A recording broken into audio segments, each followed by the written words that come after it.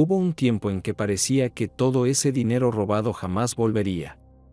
Años de silencio, de simulaciones, de archivos enterrados en lo más profundo del sistema. Pero en 2025, un tribunal de Miami dictó una sentencia que muchos creían imposible: recuperar miles de millones de dólares saqueados al Estado mexicano por Genaro García Luna, ex secretario de Seguridad Pública durante el sexenio de Felipe Calderón, y su esposa, Linda Cristina Pereira.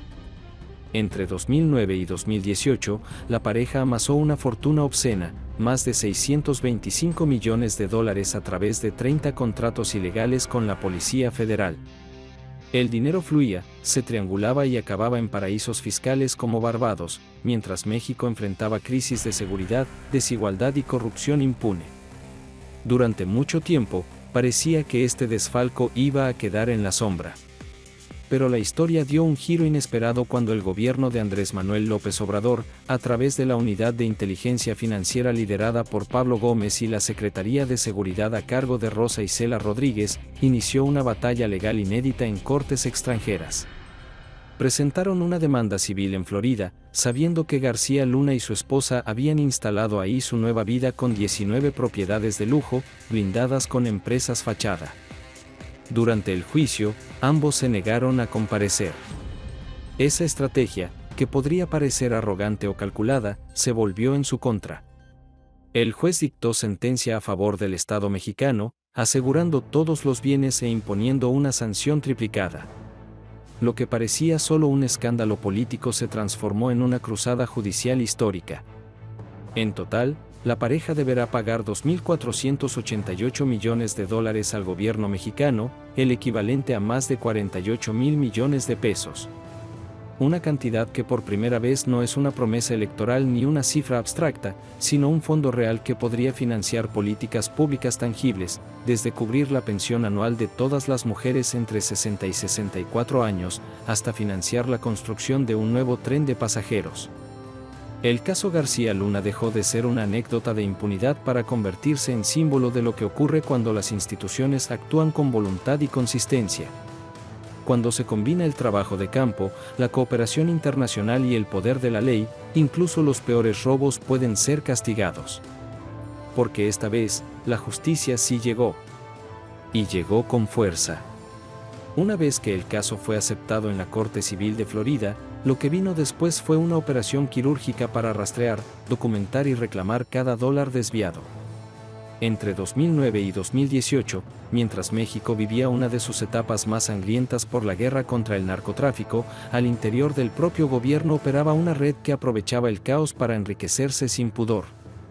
Pablo Gómez, titular de la Unidad de Inteligencia Financiera, explicó cómo esta estructura logró concretar más de 30 contratos irregulares, la mayoría con la Policía Federal, el CISEN y el sistema penitenciario. Contratos que sumaban más de 625 millones de dólares en transferencias y servicios inflados, acompañados por otros 93 millones de dólares en operaciones paralelas. Nada de esto llegó a los servicios de seguridad ni a las necesidades reales del Estado.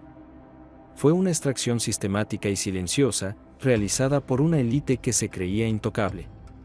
Pero el cambio de gobierno en 2018 abrió una puerta que durante años había estado cerrada.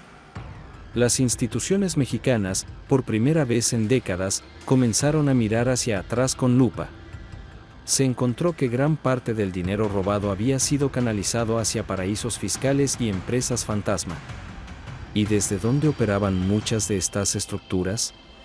Desde Florida, donde García Luna y su esposa, Linda Cristina Pereira, habían establecido su residencia y un portafolio inmobiliario millonario. Fue por eso que la UIF presentó la demanda en ese estado. Y aunque al principio parecía improbable que una corte estadounidense aceptara intervenir en un caso tan complejo de corrupción mexicana, se logró. Se vencieron los argumentos legales de los defensores y comenzó el proceso. Fue entonces cuando se descubrieron 19 propiedades de lujo a nombre de la pareja. Casas en zonas exclusivas, oficinas comerciales y cuentas bancarias que parecían inofensivas, pero que albergaban millones de dólares cuya procedencia no se podía justificar. Ante la negativa de García Luna y Pereira de presentarse ante la jueza, el camino se despejó para el gobierno mexicano.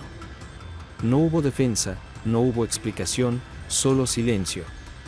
Y ese silencio fue clave. La jueza falló a favor de México y ordenó la entrega inmediata de activos valorados en $12.5 millones, productos ya liquidados en Estados Unidos. Otro bien, aún no vendido, quedó bajo administración judicial a la espera de ser sumado al fondo de recuperación. Pero esto era apenas una fracción. Al tratarse de una demanda civil, la Corte aplicó las reglas de compensación del Estado de Florida, las cuales permiten triplicar el monto reclamado si el acusado no responde o se encuentra en desacato. Es por eso que la cifra inicial contra García Luna, que rondaba los $250 millones, terminó multiplicándose hasta alcanzar los 748.8 millones. En el caso de su esposa, la situación fue aún más dramática. La UIF presentó una demanda por 580 millones, pero la sentencia final estableció que debía pagar 1.740 millones. Las cifras no solo eran enormes, eran simbólicas, representaban, en números, la magnitud del saqueo que por años se había normalizado desde las más altas esferas del poder. Lo más revelador de todo es que estas dos sentencias fueron dictadas por separado. No se juzgó a la pareja como una unidad, sino a cada uno por su participación específica en la red de desvío y lavado de dinero. Además, se consideraron las empresas fantasma que operaban a su nombre o bajo su control. Esta estrategia permitió desenredar el nudo legal que los protegía y confirmar que el dinero transferido a cuentas en el extranjero no era producto de ingresos legítimos, sino de un sistema de defraudación que operó durante 2 sexenios completos. El juicio también desmontó el discurso de una transición democrática ordenada entre partidos. Lo que quedó en evidencia fue la continuidad de un mismo esquema de corrupción que había comenzado décadas atrás y que solo se interrumpió en 2018, cuando finalmente se decidió levantar la alfombra.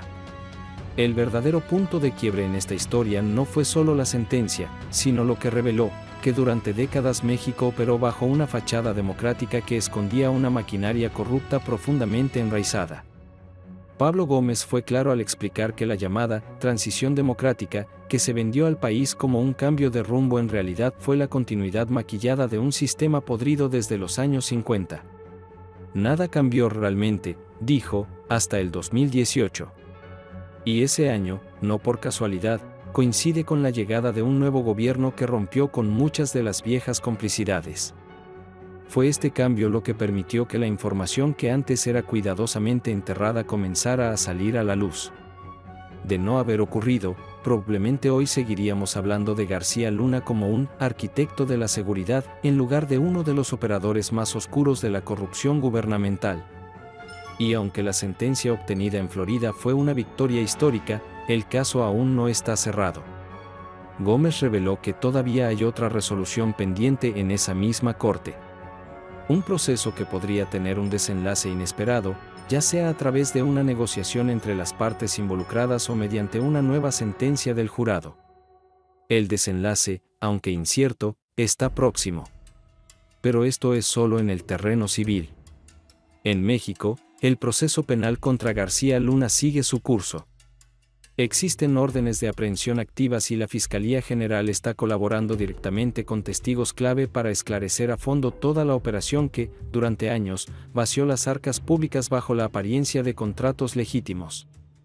La diferencia es que ahora, a diferencia del pasado, hay una decisión política y judicial firme de llevar el caso hasta sus últimas consecuencias. En medio de esta batalla legal, también han surgido nuevas interrogantes.